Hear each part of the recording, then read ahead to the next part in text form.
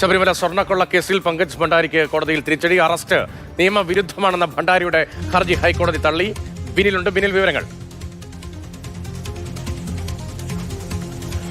രതീഷ്, അറസ്റ്റില് നടപടിക്രമങ്ങൾ പൂർത്തീകരിച്ചില്ല. BNS പ്രകാരം ഒരു വ്യക്തിയെ അറസ്റ്റ് ചെയ്യുമ്പോൾ എന്തിനു വേണ്ടി അറസ്റ്റ് ചെയ്യുന്നു, അതിന്റെ കാര്യകാരണങ്ങൾ വിശദീകരിക്കേണ്ടതുണ്ട്.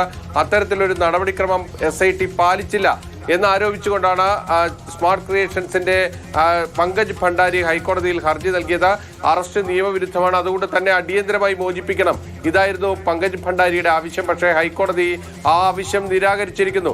SITയെ സംബന്ധിച്ചിടത്തോളം ആശ്വാസകരമായിട്ടുള്ള ഒരു ഉത്തരവാണ് ഇപ്പോൾ ഹൈക്കോടതിയിൽ നിന്ന് പുറത്തേക്ക് വന്നിരിക്കുന്നത്. കാരണം ഇതിലേതെങ്കിലും തരത്തിൽ ഹൈക്കോടതി ഇടപെടുന്ന ഒരു സാഹചര്യം ഉണ്ടായിരുന്നുവെങ്കിൽ അത് ഈ സ്വർണ്ണക്കൊള്ള കേസിനെ തന്നെ സാരമായി ബാധിക്കുന്നതായിരുന്നു. കാരണം പങ്കജ് ഭണ്ഡാരിക്കൊപ്പം തന്നെ അന്ന് തന്നെ അറസ്റ്റ് ചെയ്തതാണ് ബെല്ലാരിയിലെ സ്വർണ്ണ വ്യാപാരിയായ ഗോവർദ്ധൻ. ഇതിൽ പങ്കജ് ഭണ്ഡാരിയുടെ പ്രധാനപ്പെട്ട വാദം എന്നത് തനിക്ക് മലയാള ഭാഷ അറിയില്ല, അതുകൊണ്ട് ഈ അറസ്റ്റുമായി ബന്ധപ്പെട്ട കാര്യങ്ങൾ തന്നെ കൃത്യമായി അറിയിച്ചിരുന്നില്ല.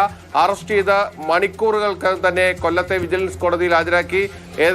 ഉടൻ തന്നെ തിരുവനന്തപുരത്തെ ജയിലിൽ കൊണ്ട് അടയ്ക്കുകയും ചെയ്തു. തന്നെ അറസ്റ്റ് ചെയ്യുമ്പോൾ തനിക്ക് നിയമപരമായി കിട്ടേണ്ട അവകാശങ്ങളുണ്ട്, ആ അവകാശങ്ങൾ ലംഘിക്കപ്പെട്ടു എന്നതായിരുന്നു പങ്കജ് ഭണ്ഡാരിയുടെ പ്രധാനപ്പെട്ട വാദം.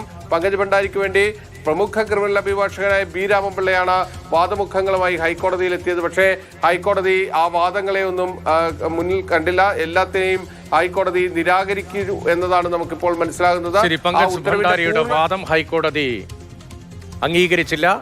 അറസ്റ്റ് നിയമവിരുദ്ധം എന്ന വാദം നിലനിൽക്കില്ല എന്നാണ് കോടതിയുടെ തീർപ്പ്. ബിനിലാണ് വിവരങ്ങൾ നൽകിയത്.